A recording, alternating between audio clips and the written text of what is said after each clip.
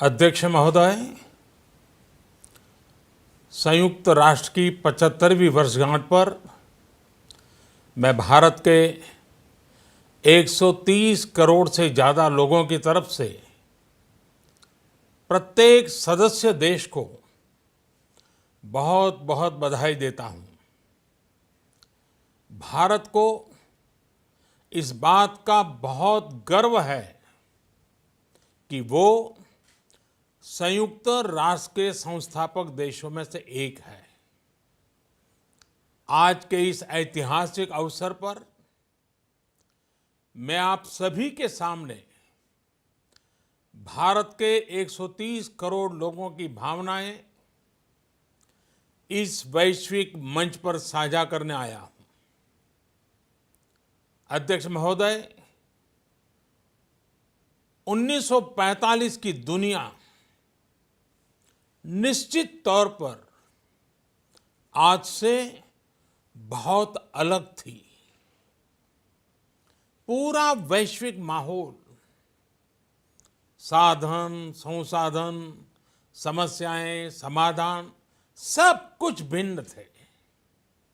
ऐसे में विश्व कल्याण की भावना के साथ जिस संस्था का गठन हुआ, जिस स्वरूप में गठन हुआ, वो भी उस समय के हिसाब से ही था। आज हम एक बिल्कुल अलग दौर में हैं। 21वीं सदी में हमारे वर्तमान की, हमारे भविष्य की आवश्यकताएं और चुनौतियां अब कुछ और है। इसलिए आज पूरे विश्व समुदाय के सामने एक बहुत बड़ा सवाल है कि जिस संस्था का गठन तब की परिस्थितियों में हुआ था, उसका स्वरूप क्या आज भी प्रासंगिक है? सदी बदल जाए और हम न बदलें तो बदलाव लाने की ताकत भी कमजोर हो जाती है। अगर हम बीते 75 वर्षों में संयुक्त राष्ट्र की उपलब्धियों का मूल्यांकन करें तो अनेक उपलब्धियां दिखाई देती हैं, लेकिन इसके साथ ही अनेक ऐसे उदाहरण भी हैं जो संयुक्त राष्ट्र के सामने गंभीर आत्ममंथन की आवश्यकता खड़ी करते हैं।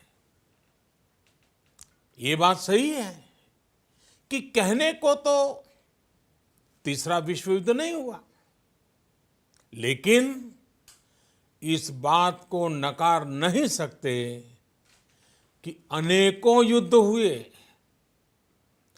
अनेकों गृह युद्ध भी हुए। कितने ही आतंकी हमलों ने पूरी दुनिया को थर्रा कर रख दिया। खून की नदियां बहती रही। इन युद्धों में, इन हमलों में जो मारे गए वो हमारी आपकी तरह इंसान ही थे। वो लाखों मासूम बच्चे जिन्हें दुनिया पर छा जाना था, वो दुनिया छोड़कर चले गए। कितने ही लोगों को अपने जीवन भर की पूंजी गंवानी पड़ी, अपने सपनों का घर छोड़ना पड़ा। उस समय और आज भी संयुक्त राष्ट्र के प्रयास क्या पर्याप्त थे? पिछले 8-9 महीने से पूरा विश्व कोरोना वैश्विक महामारी से संघर्ष कर रहा है। इस वैश्विक महामारी से निपटने के प्रयासों में संयुक्त राष्ट्र कहाँ है? एक प्रभावशाली रिस्पांस कहाँ है? अध्यक्ष महोदय, संयुक्त राष्ट्र की प्रतिक्रियाओं में बदलाव, व्यवस्थाओं में बदलाव, स्वरूप में बदलाव आज समय की मांग है। संयुक्त राष्ट्र का भारत में जो सम्मान है, भारत के 130 करोड़ से ज्यादा लोगों का इस वैश्विक संस्था पर जो अटूट विश्वास है, वो आपको बहुत कम देशों में मिलेगा। लेकिन ये भी उतनी ही बड़ी सच्चाई है कि भारत के लोग संयुक्त राष्ट्र के रिफॉर्म को लेकर जो प्रोसेस चल रहा है, उसके पूरा होने का बहुत लंबे समय से इंतजार कर रहे हैं।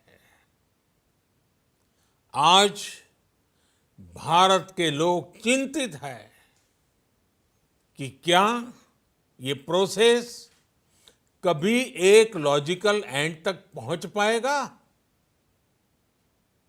आखिर कब तक भारत को संयुक्त राष्ट्र के डिसीजन मेकिंग स्ट्रक्चर से अलग रखा जाएगा?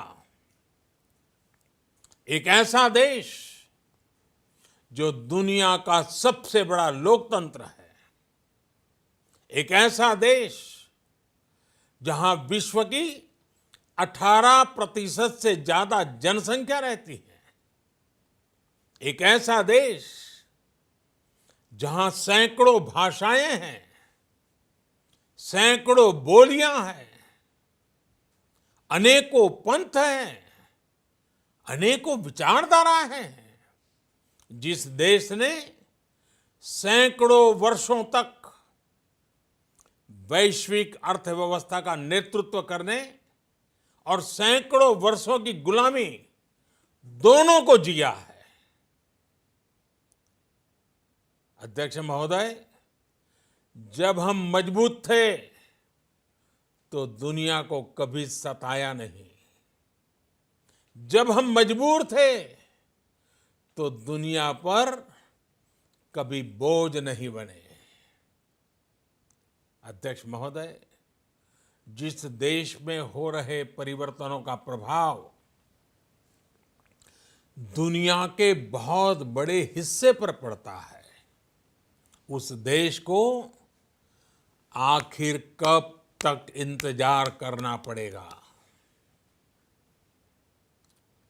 अध्यक्ष महोदय, संयुक्त राष्ट्र जिन आदर्शों के साथ स्थापित हुआ था और भारत की मूल दार्शनिक सोच बहुत मिलती जुलती है, अलग नहीं है। संयुक्त राष्ट्र के इसी हॉल में ये शब्द अनेकों बार गूंजा है, वसुधैव कुटुंबकम। हम पूरे विश्व को एक परिवार मानते हैं। यह हमारी संस्कृति, संस्कार और सोच का हिस्सा है।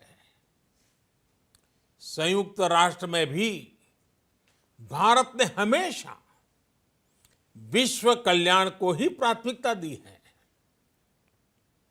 भारत वो देश है जिसने शांति की स्थापना के लिए लगभग 50 पीस कीपिंग मिशंस में अपने जांबाज सैनिक भेजे। भारत वो देश है जिसने शांति की स्थापना में सबसे ज्यादा अपने वीर सैनिकों को खोया है। आज प्रत्येक भारतवासी संयुक्त राष्ट्र में अपने योगदान को देखते हुए संयुक्त राष्ट्र में अपनी व्यापक भूमिका भी देख रहा है। अध्यक्ष महोदय, 2 अक्टूबर को international day of non violence और 21 जून को इंटरनेशनल डे ऑफ योगा, इनकी पहल भारत ने ही की थी। Coalition for disaster resilience infrastructure और इंटरनेशनल सोलर अलायंस, ये भारत के ही प्रयास है। भारत ने हमेशा पूरी मानव जाति के हित के बारे में सोचा है, न कि अपने निहित स्वार्थों के बारे में।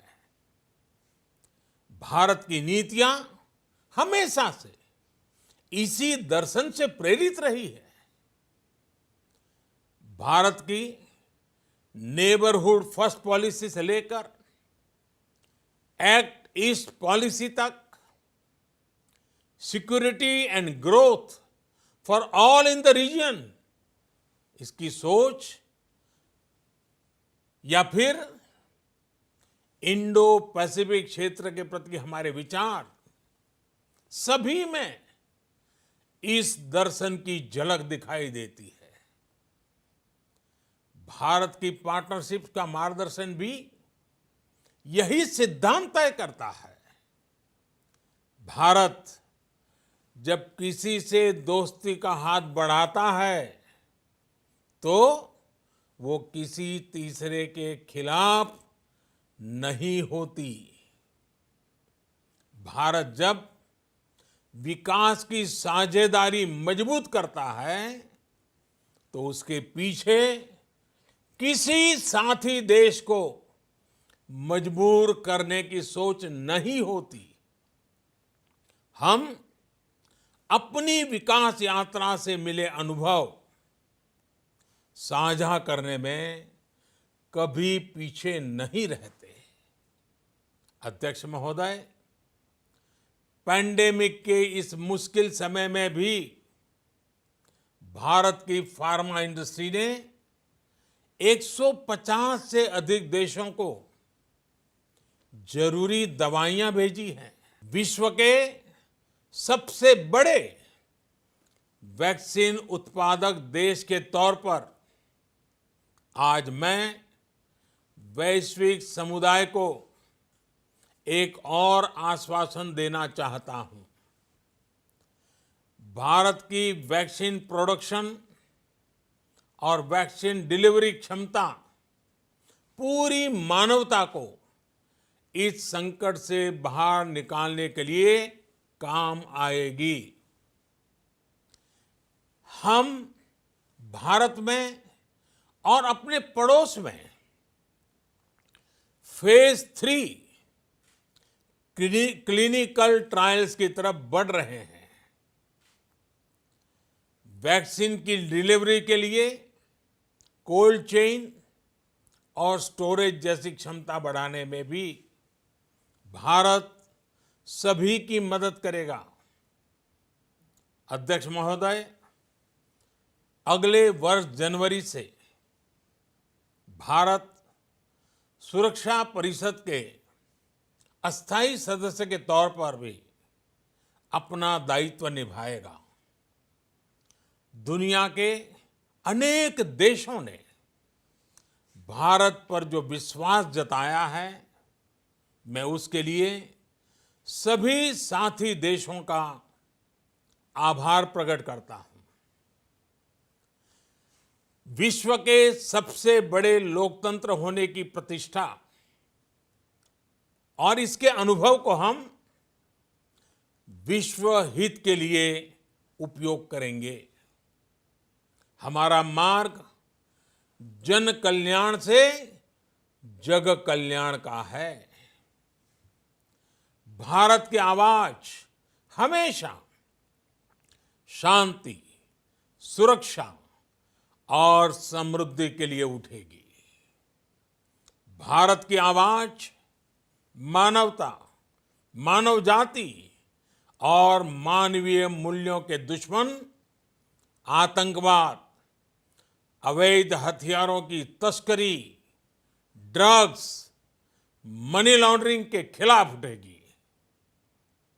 भारत की सांस्कृतिक धरोहर, संस्कार, हजारों वर्षों के अनुभव हमेशा विकासशील देशों को ताकत देंगे। भारत के अनुभव, भारत की उतार चढ़ाव से भरी विकास यात्रा विश्व कल्याण के मार्ग को मजबूत करेगी। अध्यक्ष महोदय, बीते कुछ वर्षों में रिफॉर्म, परफॉर्म, ट्रांसफॉर्म इस मंत्र के साथ भारत ने करोड़ों भारतीयों के जीवन में बड़े बदलाव लाने का काम किया है। यह अनुभव विश्व के बहुत से देशों के लिए उतने ही उपयोगी हैं जितने हमारे लिए। सिर्फ 4-5 साल में 400 मिलियन से ज्यादा लोगों को बैंकिंग सिस्टम से जोड़ना आसान नहीं था, लेकिन भारत ने ये करके दिखाया। सिर्फ 4-5 साल में 600 मिलियन लोगों को ओपन डेफिकेशन से मुक्त करना आसान नहीं था, लेकिन भारत ने ये करके दिखाया। सिर्फ 2-3 साल में 500 मिलियन से ज्यादा लोगों को मुफ्त इलाज की सुविधा से जोड़ना आसान नहीं था, लेकिन भारत ने ये करके दिखाया। आज भारत डिजिटल ट्रांजैक्शन के मामले में दुनिया के अग्रणी देशों में है। आज भारत अपने करोड़ों नागरिकों को डिजिटल एक्सेस देकर एम्पावरमेंट और ट्रांसपेरेंसी सुनिश्चित कर रहा है। आज भारत वर्ष 2025 तक अपने प्रत्येक नागरिक को टीबी से मुक्त करने के लिए बहुत बड़ा अभियान चला रहा है। आज भारत अपने गांवों के 150 मिलियन घरों में पाइप से पीने का पानी पहुंचाने का अभियान चला रहा है। कुछ दिन पहले ही भारत ने अपने 6 लाख गांवों को ब्रॉडबैंड ऑप्टिकल फाइबर से कनेक्ट करने की बहुत बड़ी योजना की शुरुआत की है। अध्यक्ष महोदय, पैंडेमिक के बाद बनी परिस्थितियों के बाद हम आत्मनिर्भर भारत के विजन को लेकर आगे बढ़ रहे हैं। आत्मनिर्भर भारत अभियान ग्लोबल इकोनॉमी के लिए भी एक फोर्स मल्टीप्लायर होगा। भारत में आज ये सुनिश्चित किया जा रहा है कि सभी योजनाओं का लाभ बिना किसी भेदभाव प्रत्येक नागरिक तक पहुंचे। विमेन एंटरप्राइज और लीडरशिप को प्रमोट करने के लिए भारत में बड़े स्तर पर प्रयास चल रहे हैं। आज दुनिया की सबसे बड़ी माइक्रो फाइनेंसिंग स्कीम्स का सबसे ज्यादा लाभ भारत की महिलाएं ही उठा रही हैं।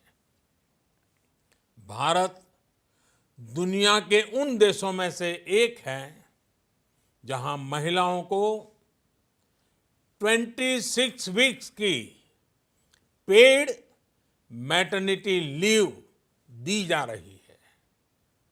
भारत में ट्रांसजेंडर्स के अधिकारों को सुरक्षा देने के लिए भी कानूनी सुधार दिए गए हैं।